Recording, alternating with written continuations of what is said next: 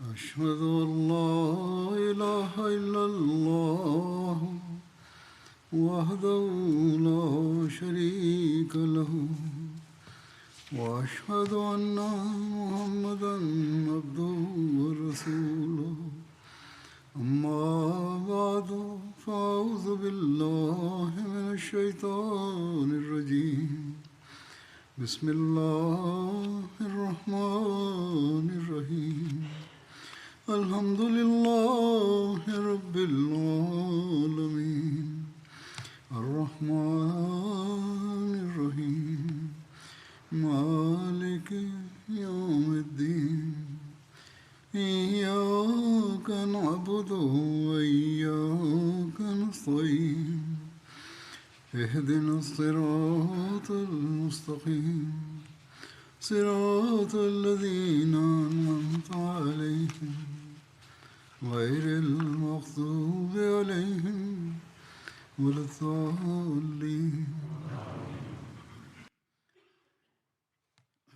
ग़ज़वा बनू क़ुरैज़ा जो तफ़सील बयानु थी रहियो हो। इन जो वधीक तफ़सील हीअं आहे, इन में शहीदनि जेके शहीद थिया मुस्लमान, उन्हनि जे बारे में लिखियलु आहे त इन ग़ज़वे में 2 मुस्लमान शहीद थिया, ख़ल्लाद बिन सुवैद ऐं हज़रत मुंज़िर बिन मुहम्मद। ऐं बनू क़ुरैज़ा जे यहूदियुनि जो अंगु जेको क़तलु थियो, इन जे बारे में लिखियलु आहे त ग़ज़वा बनू क़ुरैज़ा में क़तलु थियण वारे यहूदियुनि जे अंग में इख़्तिलाफ़ मौजूदु आहे। इब्न इसहाक़ लिखियो आहे त उन्हनि जो अंगु 600 हो। हिकिड़ी रिवायत जे मुताबिक़ उन्हनि जो अंगु 700 हो। सुहेली चवनि था त इन्हनि जो अंगु 800 खां 900 हो। इमाम तिरमिज़ी ऐं इमाम नसई 400 जंगजू लिखियो आहे। इब्न साद बि 600 खां 700 बयानु कयो आहे। हज़रत मिर्ज़ा बशीर अहमद साहिबु जेका पंहिंजी मुख़्तलिफ़ तारीख़ुनि मां तहक़ीक़ कई आहे, उनजे मुताबिक़ लिखनि था त तक़रीबन 400 माण्हू उन ॾींहुं साद जे फ़ैसिले जे मुताबिक़ क़तलु कया विया ऐं पाण सॻोरन सल्लल्लाहु अलैहि वसल्लम असहाबनि खे हुकुम ॾेई इन्हनि मक़तूलनि खे पंहिंजे इंतिज़ाम में दफ़न करायो। इस्लाम जा मुख़ालिफ़ वधा जे हद ताईं अंगु बयानु करे पोइ इस्लाम खे ज़ालिम मज़हब हुअणु क़रार ॾियनि था। हीअ कोशिशि कनि था, जॾहिं त हक़ीक़तुनि ऐं शाहिदनि खे ॾिठो वञे त मुस्तनद तारीख़ुनि जे मुताबिक़ 400 जे लॻभॻि अंगु बणिजे थो। उहे जेके जंगजू हुआ ऐं तॾहिं त उन्हनि खे हिकिड़े घर में खाई खोटरे उन में दफ़न बि कयो वियो हो। हिन ज़माने जे हिकिड़े अहमदी स्कॉलर सैयद वकास साहब बि इन ते वॾी तहक़ीक़ कई आहे ऐं तमामु भलो लिखियो आहे उन्हनि। हू पंहिंजे किताब रसूल अकरम व यहूद हिजाज़ में लिखनि था त बनू क़ुरैज़ा जे मक़तूलनि जे अंग जे बहस खे जेकॾहिं ॾिठो वञे त उन्हनि के सुवाल उथारिया आहिनि, जन मां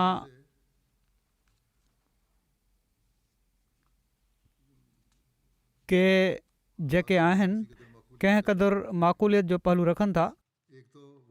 हिकिड़ो त उहो ई बुनियादी उसूल उन्हनि वरितो आहे जो जेको तमामु अहम उसूल आहे त हदीस हुजे या तारीख़, उन्हनि जूं रिवायतूं ज़ौफ़ ऐं वज़ई हुअण जे जुरह खां ख़ाली न आहिनि। तंहिं करे अखियूं ॿूटे सभिनी रिवायतुनि खे मञींदे वञणु का दानिशमंदी न आहे। पोइ 600 खां 900 क़तलु थियण वारा मर्द, उन्हनि जी औरतुनि ऐं ॿारनि समेत जंहिंजो अंगु मुताहत अंदाज़े जे मुताबिक़ 5-6 हज़ार खां घटि न हूंदो, उन्हनि जे बारे में हीअ चवणु त मदीने में उन्हनि खे रसनि सां ॿधी आंदो वियो ऐं 2 घरनि में रखियो वियो ऐं उन्हनि जे खाइण पीअण जूं सहूलतूं, जॾहिं त मुस्लमान पाण बुखिया उञारा रहनि पिया, झंग जे ख़्याल लाइ एॾे वॾे अंग खे वठी वञणु, ॿियूं बि ज़रूरतूं हूंदियूं आहिनि ऐं कंहिं काफ़र जो बि भॼण जी कोशिशि न करणु, न को लुढ़ करणु।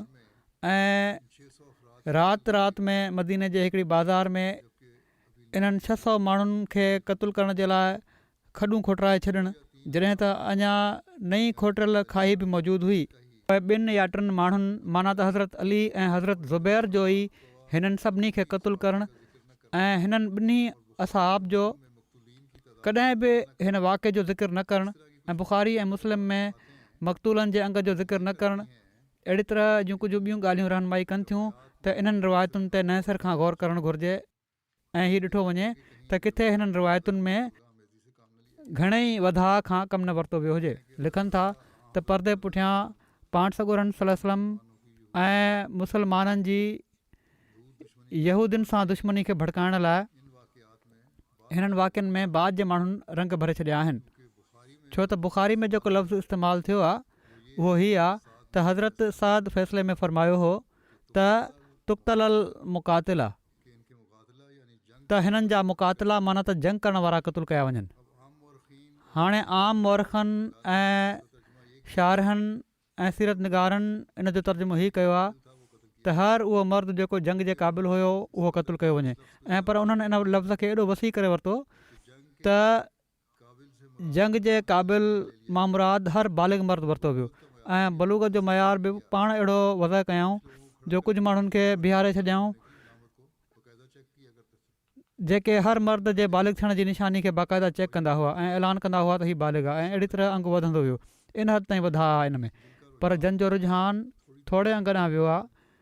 उन्हनि मुक़ातिला जे लफ़्ज़ जो तर्जुमो महदूद रखियो आहे ऐं मुराद सिर्फ़ु हिन जंग में शामिलु थियण वारा मर्द वरिता अथनि जो जेके इन्हनि जी तहक़ीक़ जे मुताबिक़ 20 खां वधीक न आहिनि। हीअ उन्हनि अञा घटाए छॾिया आहिनि ऐं इन में कंहिं हद ताईं माक़ूलियत जो पहलू आहे।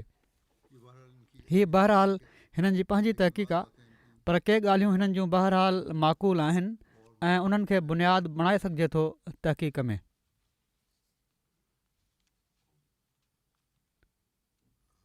हज़रत मिर्ज़ा बशीर अहमद साहब ग़ज़वा बनू कुरैज़ा में क़तलु थियण वारे यहूदियुनि जे अंग ते थियण वारनि ग़ैर मुस्लिम मौरखनि जे एतिराज़नि जे जवाब में बयानु फ़रमायो आहे त बनू कुरैज़ा जे वाक़े जे बारे में किन ग़ैर मुस्लिम मौरखनि तमामु नामुनासिब तरीक़े सां पाण सॻोरन सलम जे ख़िलाफ़ु हमला कया आहिनि ऐं इन्हनि तक़रीबन 400 यहूदियुनि जे क़तल जी सज़ा जे करे हुज़ूर खे हिकिड़े नऊज़ बिल्ला ज़ालिम ऐं सफ़ाक बादशाह जे रंग में पेश कयो आहे। इन एतिराज़ जो बुनियादु मज़हबी तासुब ते ॿधलु आहे जंहिंखां जेसिताईं घटि में घटि इस्लाम ऐं बानी इस्लाम जो तालुक़ु आहे केतिरा ई मग़रबी रोशनी में तरबियत याफ़्ता मौरख बि आज़ादु न थी सघिया माना त के मुस्लमान बि उन्हनि जे असर हेठि अची विया आहिनि। इन एतिराज़ जे जवाब में लिखनि था त पहिरियों त हीअ ॻाल्हि यादि रखणु घुरिजे त बनू कुरैज़ा जे बारे में जंहिं फ़ैसिले खे ज़ालमाणो चयो वञे थो उहो साद बिन मुआज़ जो फ़ैसिलो हो ऐं पाण सॻोरन सल्लल्लाहु अलैहि वसल्लम जो हरगिज़ न हो ऐं जॾहिं उहो हुज़ूर जो फ़ैसिलो ई न हो त इन जे करे मथनि एतिराज़ नथो करे सघिजे। ॿियो हीउ फ़ैसिलो पेश अचण वारे हालात तहत हरगिज़ ग़लति ऐं ज़ालमाणो न हो। जेके हालात जन जो तफ़सील पहिरियां बयानु थी चुको आहे को ज़ालमाणो न हो। टीं ॻाल्हि हीअ त इन अहद जे करे जेको सद फ़ैसिले जे ऐलान खां अॻु हुज़ूर खां वरितो हुयो पाण सॻोरा सल्लल्लाहु अलैहि वसल्लम इन ॻाल्हि जा पाबंद हुआ त बहरहाल इन जे मुताबिक़ अमल कनि हा। चौथीं ॻाल्हि हीअ त जॾहिं ख़ुदि ॾोहारियुनि इन फ़ैसिले खे क़बूलु कयो ऐं इन ते एतिराज़ न कयाऊं ऐं उनखे पंहिंजे लाइ ख़ुदाई तक़दीर सम्झाऊं जहिड़ो क हुए इब्न अख़्तब जे लफ़्ज़नि मां बि ज़ाहिर आहे जेके उन क़तलु कयो वञण महिल चया त इन सूरत में हुज़ूर जो हीउ कमु न हुयो त खां इन में दख़ल ॾियण जे लाइ विच में अचनि हा। सद जे फ़ैसिले खां पोइ इन मामले सां हुज़ूर जो तालुक़ु सिर्फ़ु एतिरे क़दुरु हो त पाण पंहिंजी हुकूमत जे निज़ाम हेठि इन फ़ैसिले खे सुहिणे रंग में जारी फ़रमाए छॾिन ऐं हीउ ॿुधायो वियो आहे त पाण उनखे अहिड़े रंग में जारी फ़रमायाऊं जो जेको रहमत ऐं शफ़क़त जो बहितरीनु नमूनो सम्झी सघिजे थो। माना त जेसिताईं त हीउ माण्हू फ़ैसिले जे इजरा खां अॻु क़ैद में रहिया पाण उन्हनि जी रहाइश ऐं खुराक जो बहितर खां बहितर इंतिज़ामु फ़रमायाऊं ऐं जॾहिं उन्हनि ते सद जो फ़ैसिलो जारी कयो वञणु लॻो त पाण उनखे अहिड़े रंग में जारी कयाऊं जो जेको ॾोहारियुनि जे लाइ घटि खां घटि तकलीफ़ जो सबबु हो।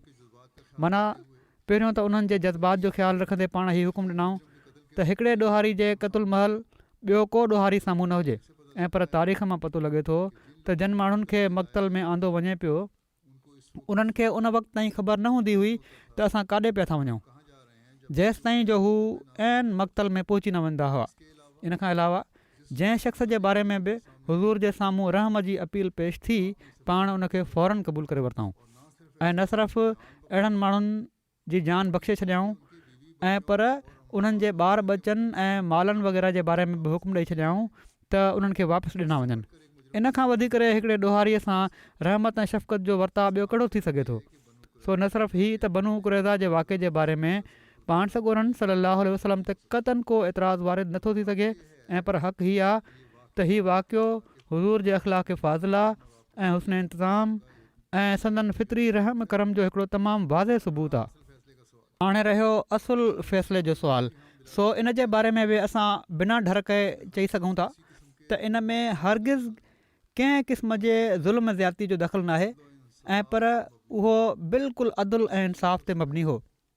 इन जे लाइ सभिनी खां पहिरियों त असांखे हीउ ॾिसणु घुरिजे त बनू कुरैज़ा जो ॾोह कहिड़ो हो ऐं उहो ॾोह कहिड़ियुनि हालतुनि में कयो वियो। सो तारीख़ मां पतो लॻे थो त जॾहिं शुरू में पाण सॻोरा सल्लल्लाहु अलैहि वसल्लम मदीने आया त उन वक़्तु मदीने में यहूदियुनि जा 3 क़बीला आबाद हुआ, माना त बनू कैनुका, क़बीलो बनू नज़ीर ऐं क़बीलो बनू कुरैज़ा। पाण सॻोरन सल्लल्लाहु अलैहि वसल्लम हिजरत खां पोइ जेको पहिरियों सियासी कमु कयो उहो ई हुयो जो इन्हनि 3 क़बीलनि जे रइसनि खे घुराए इन्हनि जे साम्हूं अमन अमान जो हिकिड़ो मुआहिदो कयऊं।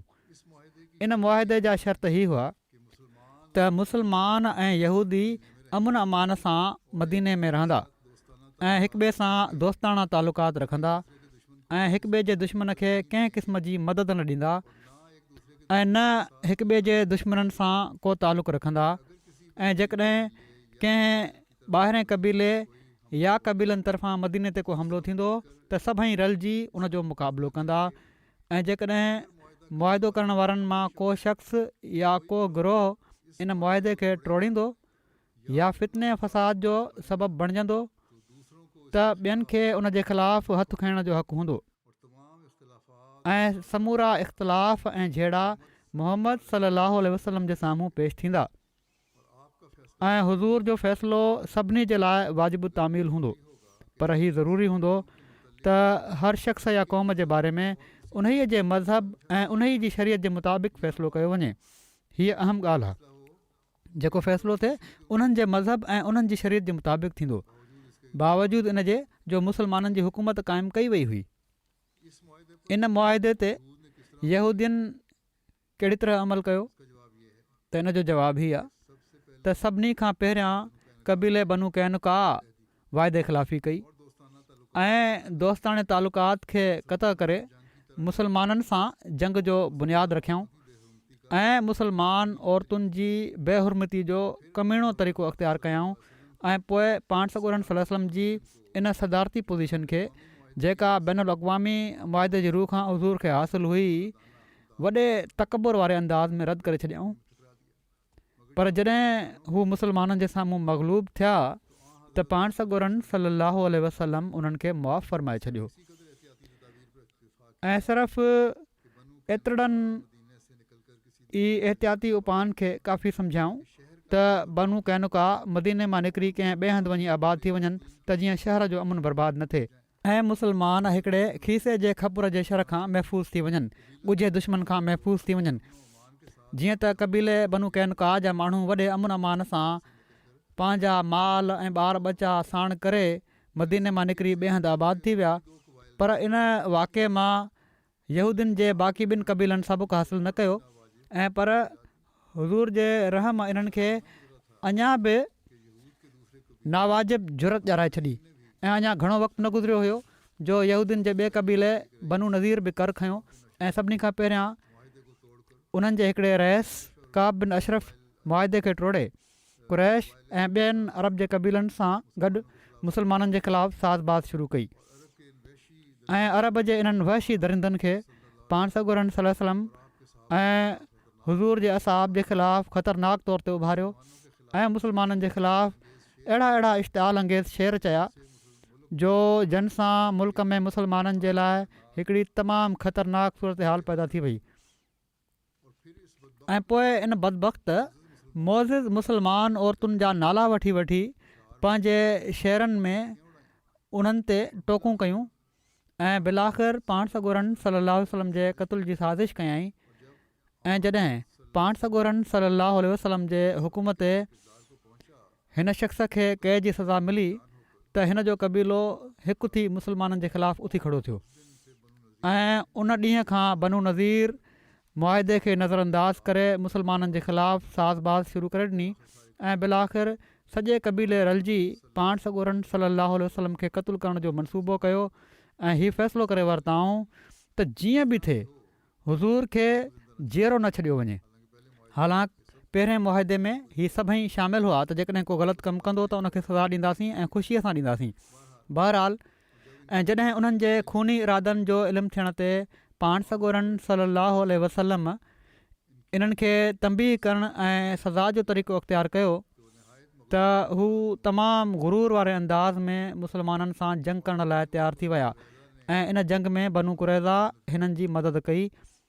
पर जॾहिं बनू नज़ीर मग़लूब थिया, हाणे हिते बनू नज़ीर जी बनू कुरैज़ा मदद बि कई, इन्हनि बि मुआदो टोड़ियो। पर जॾहिं बनू नज़ीर मग़लूब थिया त पाण सॻोरनि सल्लल्लाहु अलैहि वसल्लम बनू कुरैज़ा खे बिल्कुलु ई माफ़ फ़रमाए छॾियो। बावजूदि इन जे जो हू बनू नज़ीर सां शामिलु थी विया हुआ, पाण बनू कुरैज़ा खे माफ़ करे छॾियाऊं ऐं बनू नज़ीर खे बि मदीने मां अमन अमान सां हले वञण जी इजाज़त ॾेई छॾियाऊं। अलबत एतिरो कयाऊं त उन्हनि खे उन्हनि जा हथियार साण खणी वञण जी इजाज़त न ॾिनऊं। पर इन अहसान जो बदिलो बनू नज़ीर ई ॾिनो जो मदीने खां ॿाहिरि वञी उन्हनि जे रहसनि सॼे अरब जो चकर काटियो ऐं मुख़्तलिफ़ अरब क़बीलनि खे ख़तरनाक तौर ते भड़काए हिकिड़ो माकड़ वांगुरु लश्कर मदीने ते काहे आंदऊं। तमामु वॾो लश्कर वठी आया ऐं सभिनी खां ई पको वाइदो वरिताऊं त हाणे जेसि ताईं इस्लाम खे नीस्तो नाबूद न करे वठंदासीं वापसि न वेंदासीं। अहिड़े ख़तरनाक वक़्त में जंहिंजो हिकिड़ो मुख़्तसिर ख़ाको बयानु थियो आहे, यहूदियुनि जे टें क़बीले बनू कुरैज़ा छा कयो ऐं हीउ उहो क़बीलो हुयो जंहिं ते पाण सॻोरनि सल्लल्लाहु अलैहि वसल्लम ग़ज़वा बनू नज़ीर जे मौक़े ते उन्हनि जी गद्दारीअ खे माफ़ करे ख़ासि अहसान जो वर्ताउ कयो हुयो। पाण सॻोरनि सल्लल्लाहु अलैहि वसल्लम त इन्हनि सां अहसान जो वर्ताउ कयो हुयो बनू कुरैज़ा सां। ऐं पोइ ॿियो अहसान इन्हनि ते पाण सॻोरनि सल्लल्लाहु अलैहि वसल्लम जो हीउ हुयो जो बावजूदि इन जे जो हू पाण सॻोरनि सल्लल्लाहु अलैहि वसल्लम जी हिजरत खां अॻु बनू नज़ीर खां रुतबे ऐं हक़नि में अदना सम्झा वेंदा हुआ।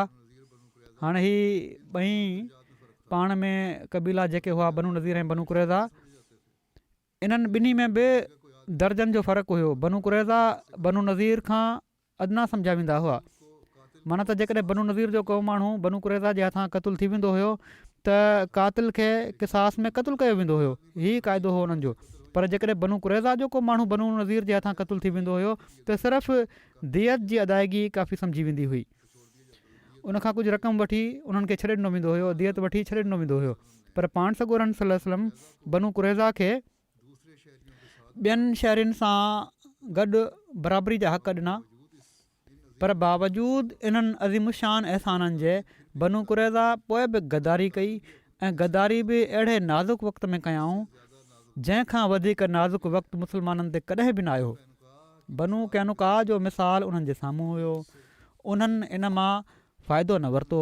बनू नज़ीर जो वाक़ियो उन्हनि जी अखियुनि जे साम्हूं थियो, उन्हनि इन मां सबक़ु हासिलु न कयो ऐं कयाऊं त छा कयाऊं, हीअ कयाऊं त पंहिंजे मुआदे खे पुठिते उछले ऐं पाण सॻोरनि सल्लल्लाहु अलैहि वसल्लम जे अहसाननि खे फ़रामोश करे ऐं उन वक़्तु जॾहिं त 3000 मुस्लमान तमामु बेसरो सामानी ऐं बेवसी जी हालति में काफ़रनि जे 10-15 हज़ार जरार ऐं खूनखार लश्कर में वकोड़ियल वेठा हुआ ऐं पंहिंजी वेचाराइब खे ॾिसी उन्हनि जा साह मुंझी रहिया हुआ जंग अज़ाब महल, ऐं मौत उन्हनि खे पंहिंजे साम्हूं नज़र पियो अचे। हू पंहिंजे क़िलनि मां निकिता बनू कुरैज़ा ऐं मुस्लमान औरतुनि ऐं ॿारनि ते पोएं पासे खां हमिलो करे ॾिनऊं ऐं मुस्लमाननि जे इतिहाद खां मुनहरिफ़ थी इन खूनी इतिहाद में शामिलु थी विया, जंहिंजो असुलु मक़सदु इस्लाम ऐं इस्लाम जे बानी खे निस्तो नाबूद करणु हो। हा, उन इस्लाम जे बानी खे जंहिंजो मदीने में अचण खां पोइ पहिरियों कमु इहो हुयो त उन हिननि यहूदियुनि खे पंहिंजो दोस्त ऐं मुआहिद बणायो। हीअ गौर करण वारी ॻाल्हि आहे। पाण सॻोरनि सलम यहूदियुनि खे पंहिंजो दोस्त ऐं मुआहिद बणायो मदीने अची। ऐं यहूदियुनि जो पहिरियों कमु इहो हुयो त उनखे पंहिंजो दोस्त ऐं मुआहिद उन्हनि मञी बि वरितो ऐं पंहिंजी जमहूरियत जो सदर बि तस्लीम करे वरिताऊं। इन्हनि हालतुनि अंदरि बनू कुरैज़ा जो हीउ फ़ैल सिर्फ़ु हिकिड़ी बदअहदी ऐं गदारी न हो, ऐं पर हिकिड़ी ख़तरनाक बग़ावत जो बि रंग रखे पियो। ऐं बग़ावत बि अहिड़ी जो जेकॾहिं इन्हनि जी तदबीर कामयाबु थी वञे हा त मुस्लमाननि जी जानियुनि ऐं उन्हनि जी इज़त ऐं आबरू ऐं उन्हनि जे दीन ऐं मज़हब जो यकीननि ख़ात्मो हो। सो बनू कुरैज़ा कंहिं हिकु ॾोह जा मुर्तकिब न थिया, ऐं पर हू बेवफ़ाई ऐं अहसान फ़रामोशी जा मुर्तकिब थिया, बदअहदी ऐं गदारीअ जा मुर्तकिब थिया, बग़ावत ऐं क़त्ल करण जो इरादो कयऊं। ऐं इन्हनि जुर्मनि जो इर्तिकाब उन्हनि अहिड़ियुनि हालतुनि में कयो जेके हिकिड़े जुर्म खे ख़ौफ़नाक खां ख़ौफ़नाक सूरत ॾेई सघनि था। ऐं दुनिया जी का ग़ैर मुतासिब अदालत इन्हनि जे केस में रिआयत मिलण जो इम्कान नथी ॾिसी सघे। को रिआयत मिलण जो इम्कान न आहे कंहिं अदालत में। अहिड़ियुनि हालतुनि में इन्हनि जी सज़ा सवाइ इन जे ॿियो कहिड़ी थी सघे पई जेका ॾिनी वई। ज़ाहिर आहे त इम्कानी तौर ते सिर्फ़ु 3 सज़ाऊं ई ॾेई सघजनि पियूं। पहिरीं हीअ त मदीने में ई क़ैद या नज़रबंदी, ॿियो जलावतनी जहिड़ो की बनू कैनका ऐं बनू नज़ीर जे मामले में थियो, टियों जंगजू माण्हुनि खे क़त्लु करणु ऐं बाक़ियुनि जी क़ैद या नज़रबंदी। हाणे इंसाफ़ सां ग़ौर कयो त उन ज़माने जी हालतुनि हेठि मुस्लमाननि जे लाइ कहिड़ो तरीक़ो खुलियलु हो। हिकिड़ी दुश्मन क़ौम खे पंहिंजे शहर में क़ैद रखणु उन ज़माने जे लिहाज़ खां बिल्कुलु इन जो सुवाल ई पैदा न पियो थिए, छो त पहिरियों त क़ैद सां गॾु ई क़ैदियुनि जी रहाइश ऐं ख़ुराक जी ज़िमेवारी मुस्लमाननि ते लागू थिए पई, जंहिंखे बर्दाश्त करण जी उन्हनि में हरगिज़ ताक़त कोन हुई। ॿियो उन ज़माने में के क़ैद खाना वग़ैरह बि न हूंदा हुआ, ऐं क़ैदियुनि जे बारे में इहो ई दस्तूर हुयो त हू फ़ातिह क़ौम जे माण्हुनि में विरहाया वेंदा हुआ, जिथे हू अमलनि बिल्कुलु आज़ादु रहंदा हुआ। अहिड़ियुनि हालतुनि में हिकिड़े पहिरें नंबर जे दुश्मन ऐं साज़िशी गिरोह जो मदीने में रहणु पंहिंजे अंदरि तमामु ख़तरनाक अंदेशा रखे पियो। ऐं जेकॾहिं बनू कुरैज़ा ते हीउ फ़ैसिलो जारी कयो वञे हा त यकीननि उन जी माना हीअ हुजे हा त फितना अंगेज़ी ऐं फितने परदाज़ी ऐं शरारत ऐं ॻुझी साज़बाज़ जे लाइ त इन्हनि खे उहा ई आज़ादी हासिलु रहे हा जेका पहिरियां हुई। अलबत उन्हनि जे ख़र्चनि जी ज़िमेवारी मुस्लमाननि ते अची वञे हा। माना त जेकॾहिं हू पहिरियां पंहिंजो खाईंदा हुआ ऐं मुस्लमाननि जो कंधु वढींदा हुआ त आईंदा हू जेकॾहिं उन्हनि खे खुलियल मोकल ॾिनी वञे हा त हिते शहर में रहनि त आईंदा त हू खाइनि बि मुस्लमाननि जो हा। जेकॾहिं उन्हनि खे क़ैदी बणायो वञे हा त मुस्लमाननि जो खाइनि हा, ऐं जन वटि पंहिंजे खाधे लाइ बि पैसा कोन हुआ, ऐं गलो बि मुस्लमाननि जो वठनि हा। साज़िशूं त उन्हनि करणियूं ई हुयूं, ऐं मुस्लमाननि जे घरनि में ऐं उन्हनि सां गॾिजी रहण जे करे जेके ॿिया ख़तरा थी सघनि पिया उहे इन में वधारा हुआ। हज़रत मिर्ज़ा बशीर अहमद साहब लिखनि था त इन्हनि हालतुनि में जेके आहिनि मां नथो सम्झी सघां त को अकुलमंद शख़्स हीअ राय रखे सघे थो त बनू कुरैज़ा खे हीअ सज़ा ॾेई सघिजे पई त उन्हनि खे उते रखियो वञे। हाणे रही ॿी सज़ा माना त जलावतनी।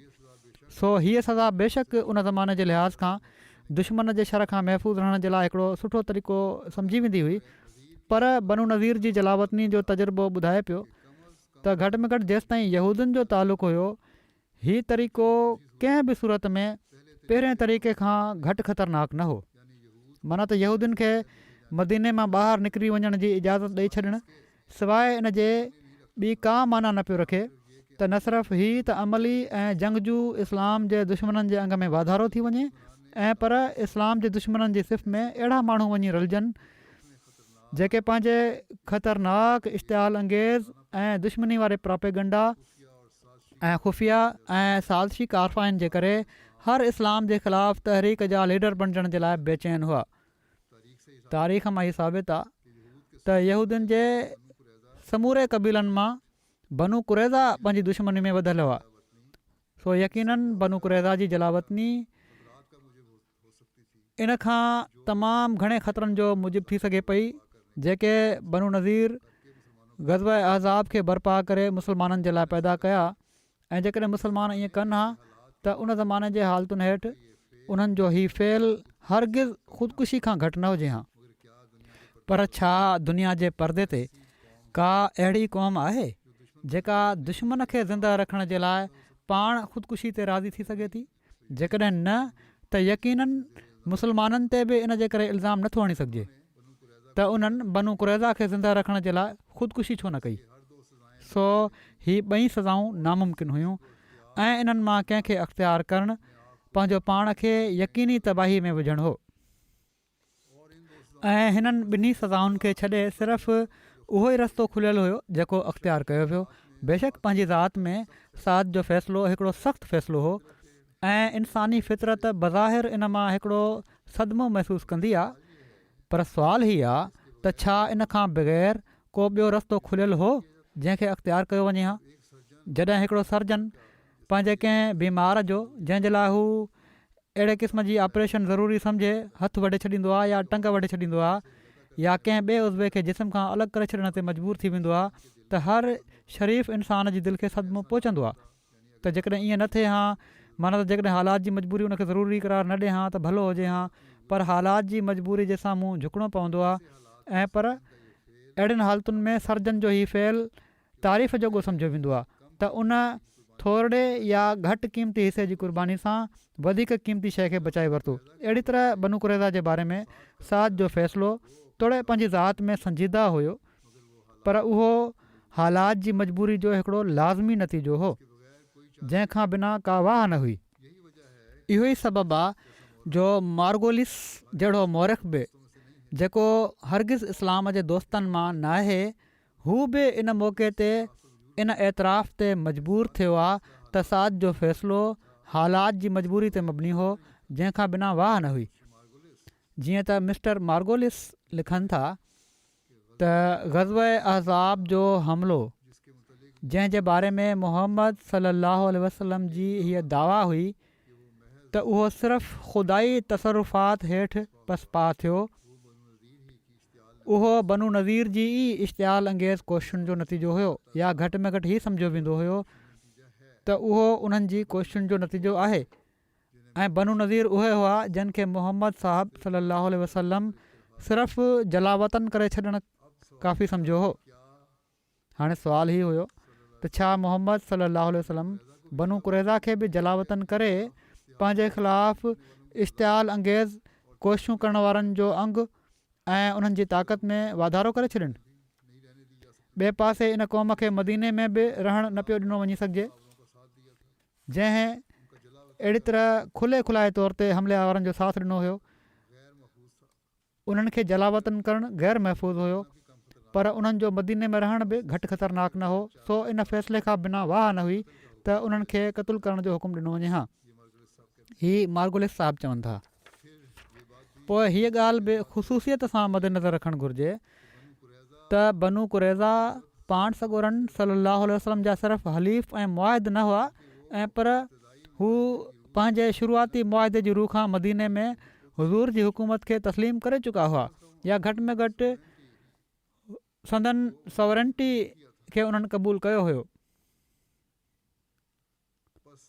सो इन्हनि जी हैसियत सिर्फ़ु हिकिड़े गद्दार हलीफ़ या मामूली दुश्मन जी न हुई, ऐं पर हू यकीननि बाग़ी बि हुआ, ऐं बाग़ी बि तमामु ख़तरनाक क़िस्म जा बाग़ी। ऐं बाग़ीअ जी सज़ा ख़ुसूसन जंग जे ॾींहंनि में सवाइ क़तल जे ॿी का नाहे सम्झी वई। जेकॾहिं बाग़ी खे बि इंतिहाई सज़ा न ॾिनी वञे त हुकूमत जो निज़ाम बिल्कुलु टुटी वेंदो आहे, ऐं शरीर ऐं फ़साद फैलाईंदड़ माण्हुनि खे अहिड़ी जुरत हासिलु थी वेंदी आहे जेका आम अमुन ऐं अवाम जे भले लाइ सख़्तु मोहलिक साबित थींदी आहे। ऐं यकीननि अहिड़ियुनि हालतुनि में बाग़ीअ ते रहम करणु दरअसल मुल्क ते ऐं मुल्क जे अमुन पसंद माण्हुनि ते ज़ुल्म करण वारी ॻाल्हि थी वेंदी आहे। जीअं त सभई मुतमदन हुकूमतूं हिन वक़्त ताईं अहिड़नि बाग़ियुनि खे तोड़े उहे मर्द हुजनि या औरत क़तल जी सज़ा ॾींदियूं आयूं आहिनि ऐं कंहिं अकुलमंद इंसान कॾहिं बि उन्हनि ते एतिराज़ु नाहे कयो।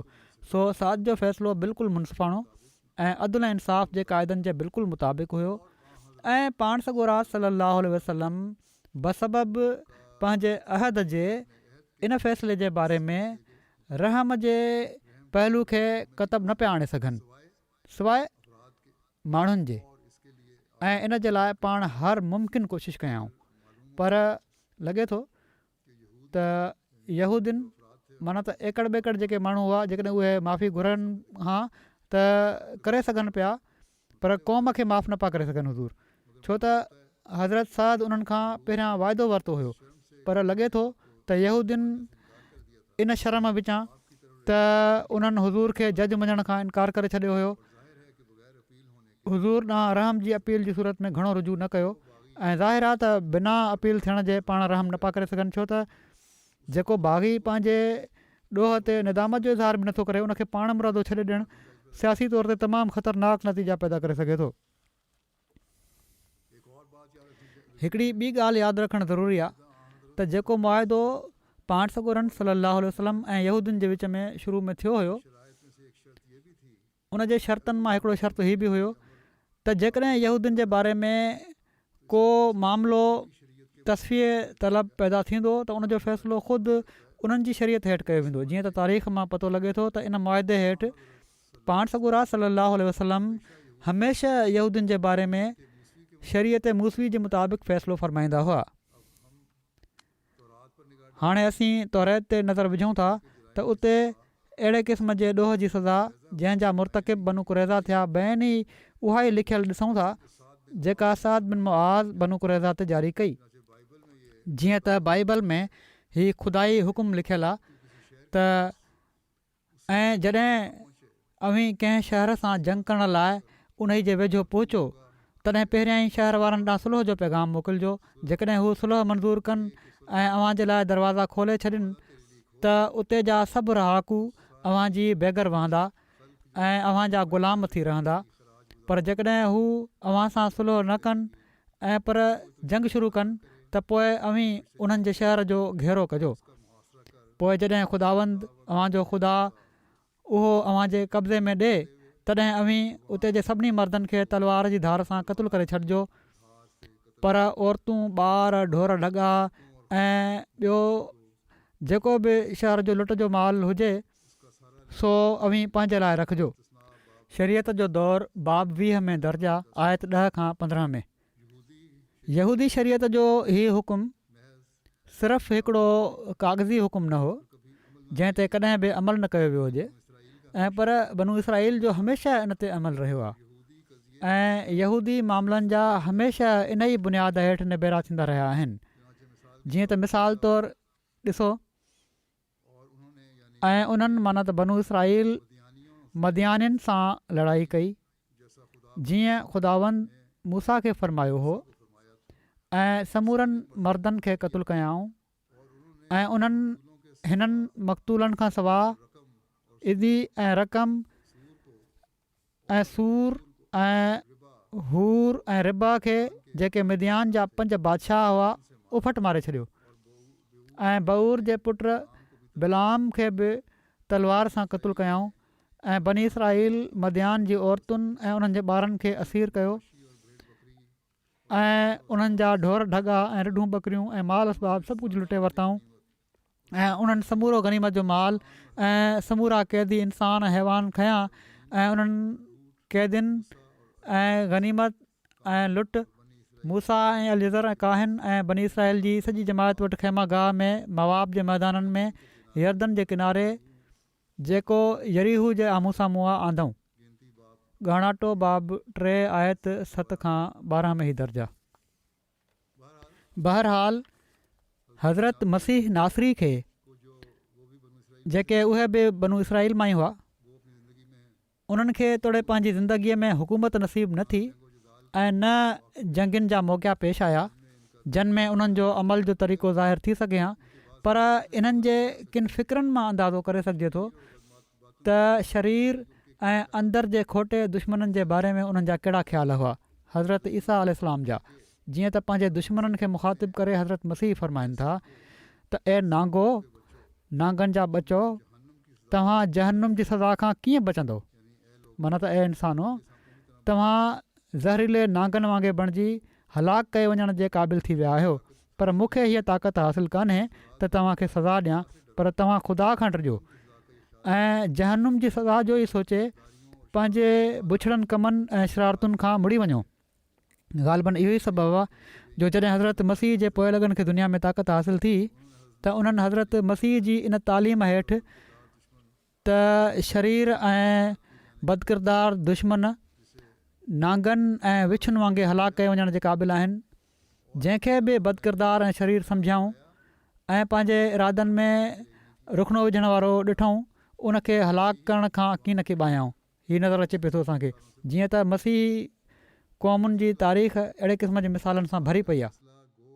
ॻाल्हि जो तत ही इतिसाद जो फ़ैसिलो तोड़े पंहिंजी ज़ात में सख़्तु सम्झो वञे, पर उहो हरगिज़ अदल इंसाफ़ जे ख़िलाफ़ु न हो।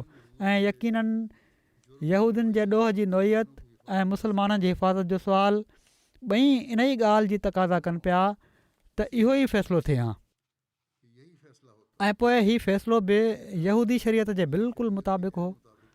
ऐं पर इन शुरूआती मुआदे जे लिहाज़ खां ज़रूरी हो ईअं ई थिए हा, छो त इन जी रूह खां मुस्लमान इन ॻाल्हि जा पाबंद हुआ त यहूदियुनि जे बारे में उन्हनि जी शरीयत जे मुताबिक़ फ़ैसिलो कनि।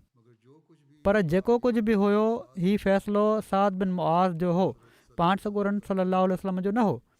ऐं साद ते ई इन जी पहिरीं ऐं आख़िरी ज़िमेवारी लागू थिए पई। ऐं पाण सॻोरन सल्लल्लाहु अलैहि वसल्लम जो इन सां तालुक़ु हुकूमत जे सदर जी हैसियत सां सिर्फ़ु एतिरो हुयो त पाण इन फ़ैसिले खे पंहिंजी हुकूमत जे इंतिज़ाम हेठि जारी फ़रमाइनि। ऐं हीउ ॿुधायो वियो आहे त पाण उनखे अहिड़े रंग में जारी फ़रमायाऊं जेको मौजूदा ज़माने जी मुहज़ब खां मुहज़ब ऐं रहमदिल खां रहमदिल हुकूमत जे लाइ बि हिकिड़ो बहितरीनु नमूनो जंहिंखे सम्झी सघिजे थो। सो हीअ आहे जवाबु अॼुकल्ह जे उन्हनि एतिराज़ु करण वारनि जो, उन्हनि माण्हुनि जो जेके इस्लाम ते एतिराज़ु कनि था। ऐं इन जे नतीजे में के असांजा पंहिंजा माण्हू बि मुतासिर थी वेंदा आहिनि। नौजवाननि में बि सुवाल उथंदा आहिनि त छो बनू कुरैज़ा खे क़तलु कयो वियो। इन जो जवाज़ु बणाए हीअ बि चवनि था, हाणे के सुवाल उथारण वारा हाणे चवणु लॻी पिया आहिनि त जेका फ़लस्तीननि जे ख़िलाफ़ु कारवाई थी रही आहे उहा बि जाइज़ आहे इन लिहाज़ खां। हालांकि इन जी उन वक़्तु जेका हालत हुई उन जी त का निस्बत ई न आहे हिननि हालतुनि सां, अॼुकल्ह जी हालतुनि सां। ऐं जेके पला वरिता पिया था वञनि ऐं पोइ औरतुनि ऐं ॿारनि खे बि क़तलु कयो पियो थो वञे। बहरहाल हीउ सॼो ॾोह बि मुस्लमाननि जो ई आहे जन पंहिंजे मफ़ादनि जे लाइ इस्लाम जी साख ख़तमु करे छॾी आहे। अलाह ताला हिननि माण्हुनि खे बि अक़ुल अता फ़रमाए।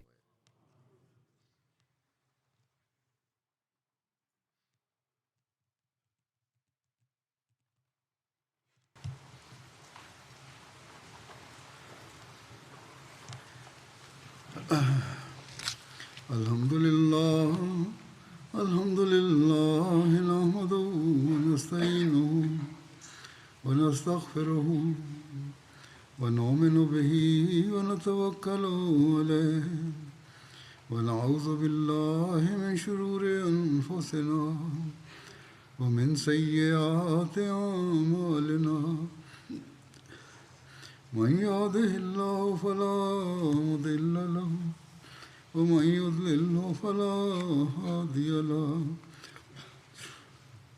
ونشهد أن لا إله إلا الله ونشهد أن محمدا عبده ورسوله عباد الله رحمكم الله إن الله يأمر بالعدل والإحسان وإيتاء ذي القربى وينهى عن الفحشاء والمنكر والبغي يعظكم لعلكم تذكرون اذكروا الله يذكركم وادعوه يستجب لكم ولذكر الله أكبر.